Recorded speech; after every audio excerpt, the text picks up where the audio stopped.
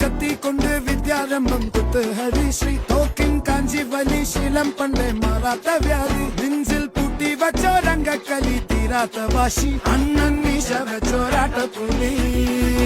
ഇടയാൻ വന്നോ